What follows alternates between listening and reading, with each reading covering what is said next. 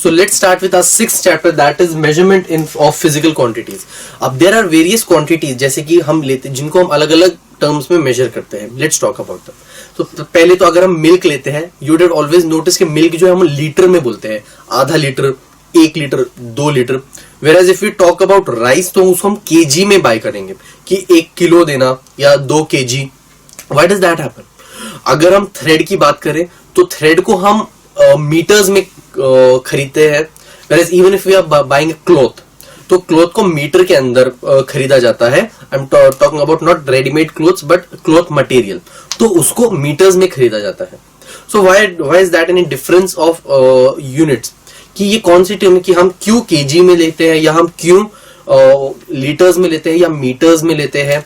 Temperature को हम degree Celsius में काउंट करते हैं या डिग्री जो थर्मामीटर हमें टेम्परेचर दिखाता है वो फ़ारेनहाइट में दिखाता है. तो ये सारी टर्म्स क्या होती है? सो इन चीजों को बेसिकली हम फिजिकल क्वांटिटीज बोलते हैं. The quantities such as mass, weight, distance, speed, temperature, volume are called as physical quantities. There are some other quantities included in it, but ये कुछ बेसिक क्वांटिटीज है, इनको फिजिकल क्वांटिटीज हम कहते हैं. A value and a unit is used to express a physical quantity. किसी भी physical quantity को एक्सप्रेस करने के लिए दो चीजों की जरूरत पड़ती है, एक वैल्यू और एक यूनिट. Let's see. अब फॉर एग्जांपल मैं 1 kg राइस, अगर मैं ये चीज बोलूं तो इसमें 1 मतलब कि this is the value and this is the unit. अब मतलब 1 kg जो है वो उसका यूनिट है और एक वैल्यू मतलब मुझे एक स्पेसिफिक वैल्यू मिली कि 1 kg एक स्टैंडर्डाइज यूनिट है कि 1 kg इतना होता है, कि अब 1 kg इतना. अब 2 kg मतलब कि 2 times of 1 kg is going to be that 2 kgs. इसीलिए हमें किसी भी फिजिकल क्वांटिटी को एक्सप्रेस करने के लिए दो चीजों की जरूरत पड़ती है, एक वैल्यू और एक unit. Now let's see what are scalar quantities and what are vector quantities. अब ये जो क्वांटिटीज होती है फिजिकल क्वांटिटीज, ये दो टाइप की होती है. One is scalar quantities and the other one is vector quantities.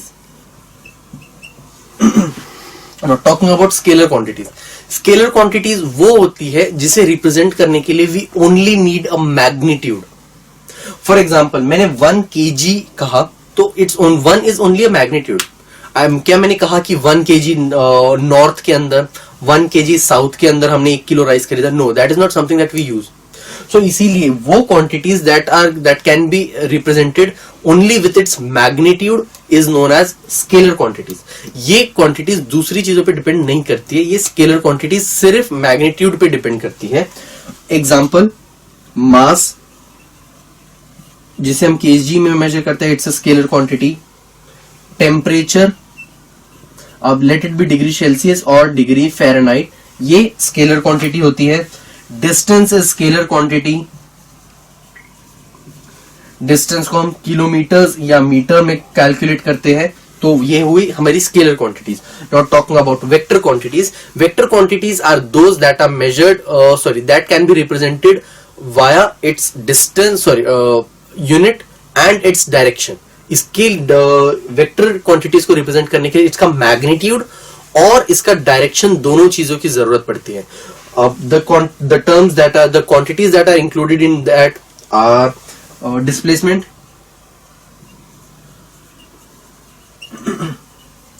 velocity.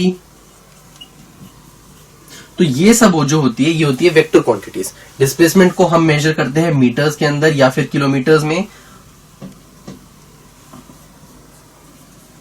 और वेलोसिटी को मीटर पर सेकेंड में. अब इसकी अगर स्केलर की बात करें, speed is also one of the metre पर second, one of the scalar quantities. अब स्पीड और वेलोसिटी में क्या डिफरेंस है?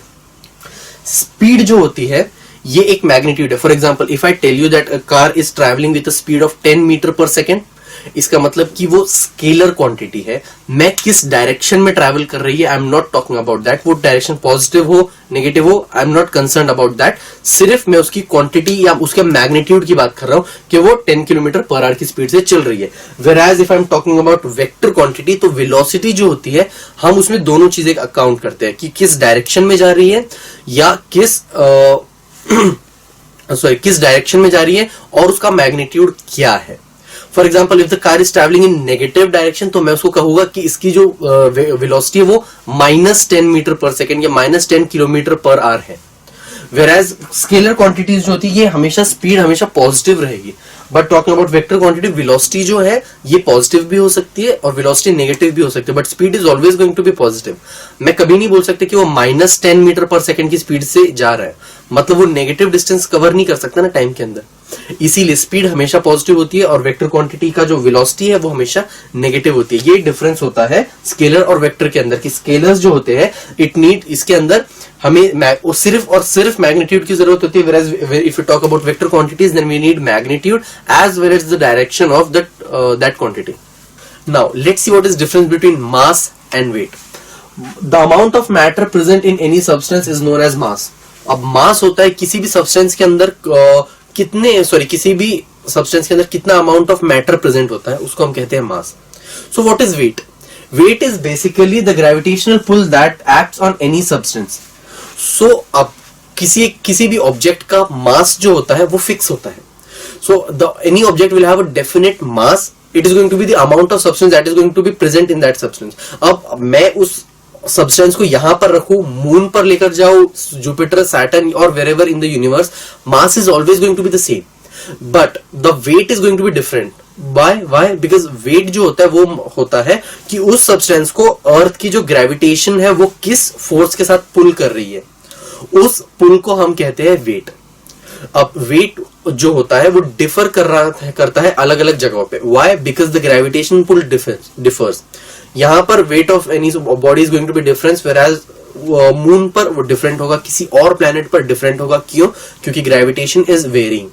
बट मास जो है वो सेम होता है हर जगह के ऊपर, इसलिए मास जो होता है ये स्केलर क्वांटिटी होता है, whereas the weight is vector quantity. Why? Because mass जो होता है ये सिर्फ मैग्नीट्यूड के ऊपर डिपेंड करता है। I am just going to say मेरे पास इतना ग्राम वेट है, इतना केजी वेट है, बट जब ग्रेविटेशन पुल की बात आती है तो किस डायरेक्शन में वेट लग रहा है वो भी मैटर करता है, किस डायरेक्शन में वो जो फोर्स लग रहा है ग्रेविटेशन फोर्स वो भी मैटर करता है। इसीलिए magnitude plus direction comes in case of weight, so it's a vector quantity, whereas we deal only with magnitude in terms of when it comes to mass. तो ये डिफरेंस होता है mass और वेट में। Now talking about weight, have you ever tried to measure your weight on different altitudes? For example, अगर हम sea level पर अपना वेट कैलकुलेट करें यूजिंग अ वेइंग मशीन, और अगर हम किसी माउंटेन के ऊपर अपना वेट कैलकुलेट करें यूजिंग वेइंग मशीन, तो यूड नोटिस कि यहां पर सी लेवल पर जो आपका वेट होता है ये ज्यादा होता है as compare to your weight at mountain. Why does that happen?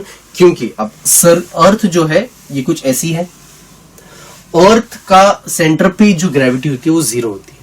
अब ये जो ग्रेविटी होती है it increases up to the surface and then it again decreases जब वो एल्टीट्यूड बढ़ने लग जाता है।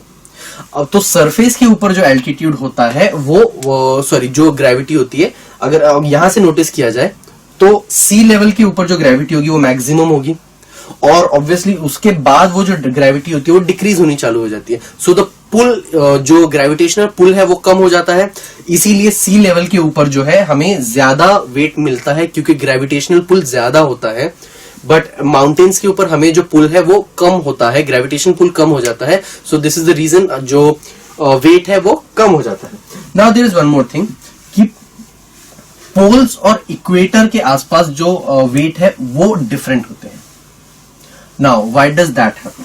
अब अर्थ का we know earth is not completely spherical. What earth का एक्चुअल शेप कुछ ऐसा होता है जहां पे ये होता है इसका सेंटर। जो पोल्स होते हैं वो थोड़े से वो थोड़े से ऐसे होते हैं, और जो इक्वेटर है वो थोड़ा सा उठा हुआ होता है। अब एज आई सेड कि अर्थ से यहां एक लिमिट तक अगर ग्रेविटेशनल पुल देखी जाए तो पोल्स पर जो ग्रेविटेशनल पुल होता है वो ज्यादा होता है as compare to the gravitational pull at equator. तो इक्वेटर के ऊपर लेस होता है और पोल्स पर ज्यादा होता है। इसीलिए पोल्स क्योंकि ये जो डिस्टेंस है सेंटर से वो बढ़ चुका है, तो इसीलिए जो वेट है पोल्स पर है वो ज्यादा होता है as compare to the weight at equator.